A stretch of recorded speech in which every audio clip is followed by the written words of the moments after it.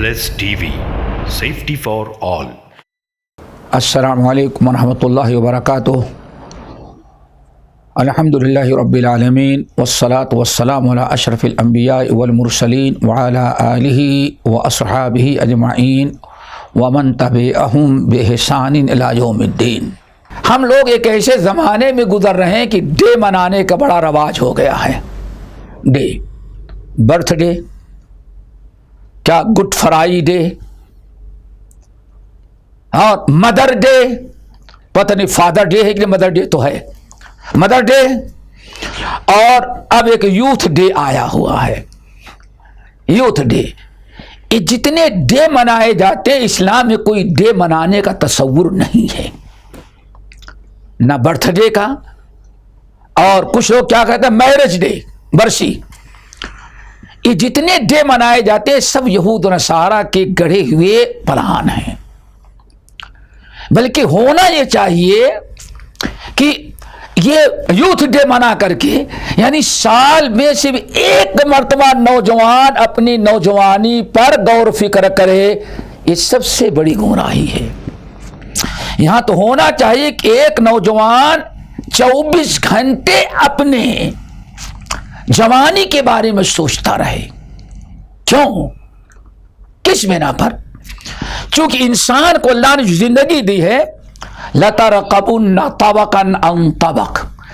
انسان کو اللہ تعالیٰ پیدا کیا ہے، ماں کے پیٹ سے نکالا کچھ اور تھا، رینگنے لگا، چلنے لگا. یہ جوانی کا پیریڈ، یہ سب اللہ تعالیٰ کے ایک نظام ہے. کبھی چھوٹا، پھر بڑا، پھر مراہق، پھر اس کے بعد نوجوان، پھر اس کے بعد جوان، پھر اس کے بعد ادھیڑ، پھر اس کے بعد بوڑھو کا نمبر آتا ہے. تو اسلام میں سب سے قیمتی وقت جو ہے وہ جوانوں کی اپنی جوانی ہوتی ہے، اس سے بہتر دن نہیں. اور یہ بھی بتائیں، اس پوری دنیا کے اندر جب بھی کوئی انقلاب آیا ہے تو اچھا یا برا، اس میں نوجوانوں ہی کا کردار آگے ہوتا ہے. اچھا انقلاب آیا، انہم فتیۃ آمنوا بربہم وزدناہم ھدی.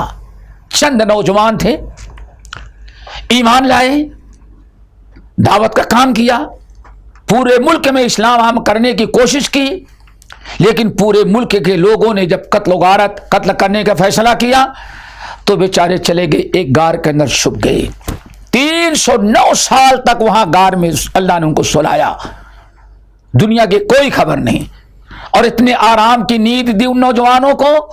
309 سال کے بعد اٹھایا تو پوچھتے کتنا ٹھہرے رہے، کہتے بس یومن او بعد یوم، بڑی مزے کی. لیکن ان نوجوانوں کا جو قصہ اللہ نے بیان کیا، ان کے اخلاص اور ان کی دعوت رنگ لائی.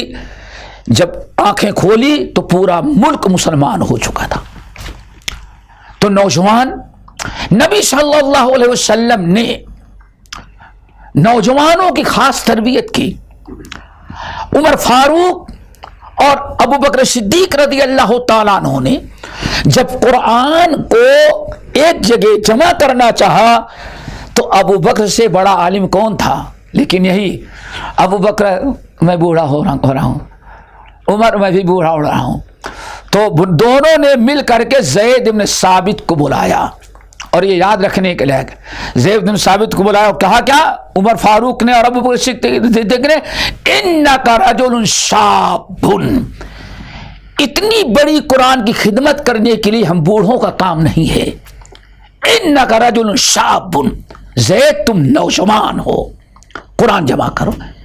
آج پوری حدیث کے دفاتر آپ اٹھا ڈالیں تو جن نوجوانوں کی اپنی جوانی کی ہر وقت فکر تھی، الحمدللہ پوری احادیث کے دفاتر کو سب سے پہلے جس نے جمع کیا، مدون سمجھا جاتا ہے اور جامع، وہ عبداللہ بن عباس جیسا جوان نہیں بلکہ نوجوان صحابی ہے.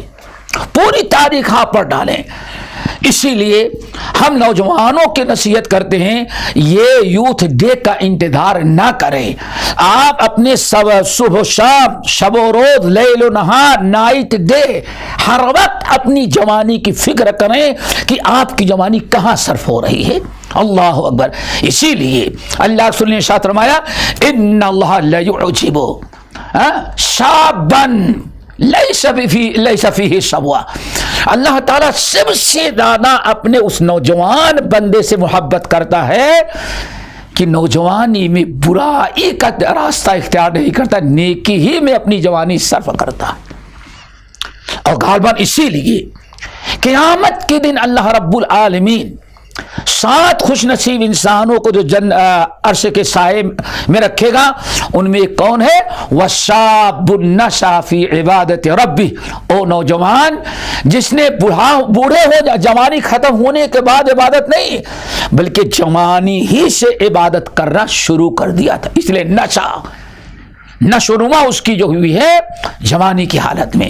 اسی لیے ہم نوجوانوں کو نصیحت کرتے ہیں کہ ہمیشہ اپنی اس نوجوانی سے فائدہ اٹھائیں، اس کو آخرت کی تیاری، نیک اپنی اصلاح، امت کی اصلاح، قوم کی اصلاح، اور اس جوانی کو زیادہ سے زیادہ اسلام کی سربلندی میں آپ صرف کریں۔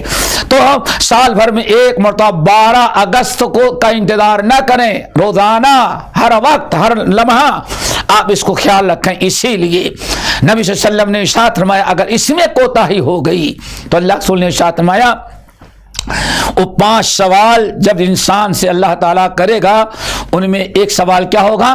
ان شبابہ فیما افنا، بتاؤ جوانی میں تم نے کیا کیا کیا، تمہاری جوانی کہاں صرف ہوئی ہے؟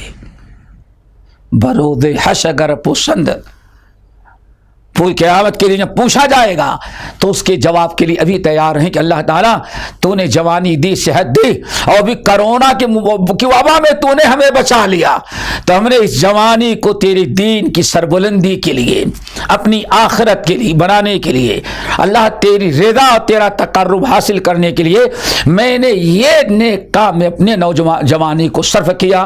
اللہ تعالیٰ ہم سب کو عمل کی توفیق نصیب فرمائے، اور یہ 2 باتیں ہم نے جو کہی ہیں ان پر سب کو قبول کرنے، عمل کرنے کی توفیق دے اور اپنی اصلاح کرنے کی توفیق دے، اور ایسے ہی بار بار ہم سارے ساتھیوں کو ہمیں مل بیٹھنے کی توفیق دے، ہمیں کہنے کی اور آفرات کو سننے کا اللہ تعالیٰ بار بار موقع عنایت کرے۔ اقول قولی ھذا واستغفر اللہ من کل ذنب واتوب الیہ۔